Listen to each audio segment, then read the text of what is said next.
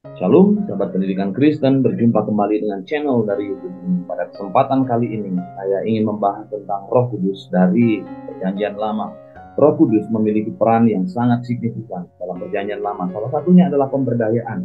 Setidaknya ada 4 jawatan yang diberdayakan oleh Roh Kudus di dalam kitab Perjanjian Lama. Yang pertama adalah hakim-hakim.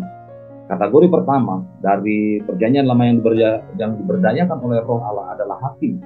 Kitab Hakim-Hakim mencakup periode transisi penting dalam sejarah Israel antara Yosua dan Samuel ketika bangsa itu mengalami pemerosotan rohani di mana bangsa tetangga menindasnya. Dan dalam Hakim-Hakim penulis membuat rujukan berulang kali kepada sebuah fakta yang menyatakan bahwa Roh Allah turun ke atas orang-orang yang memiliki karunia spiritual dan yang dibangkitkan untuk membebaskan Israel. Dua dari orang ini adalah Otniel, Gideon, dan yang lainnya ada Yefta, ada Simson. Samuel juga dalam beberapa tafsir dikatakan bahwa dia adalah salah satu hakim terakhir dari bangsa Israel. Roh Allah, penulis dari semua karunia yang mereka terima baik secara intelektual maupun spiritual, mengobarkan keberanian dalam diri hakim-hakim mereka, karena Tuhan adalah raja dalam pemerintahan teokrasi, dan hal ini dilakukan untuk mengembalikan kemuliaannya, untuk mematahkan kuk penindas ketika tujuan disiplin terpenuhi.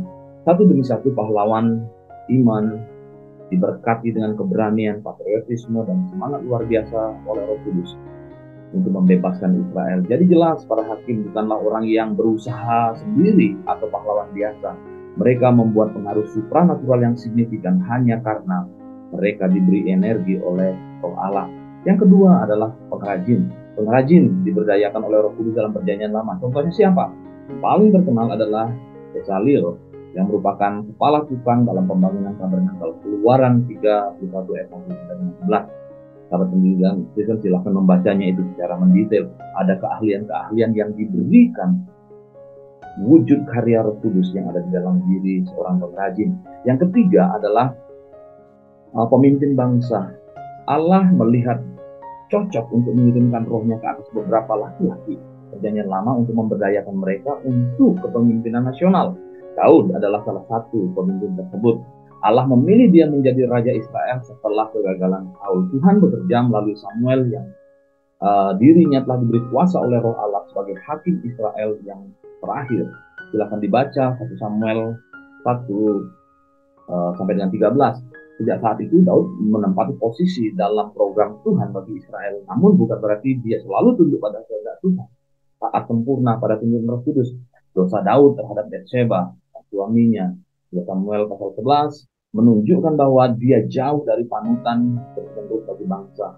Daud menyadari hal ini ketika dia berdoa kepada Tuhan dalam Mazmur 51, bagaimana dia ingin Allah mentahirkan dia dan jangan membuang dia dari hadapannya, dan jangan mengambil rohnya daripada Daud.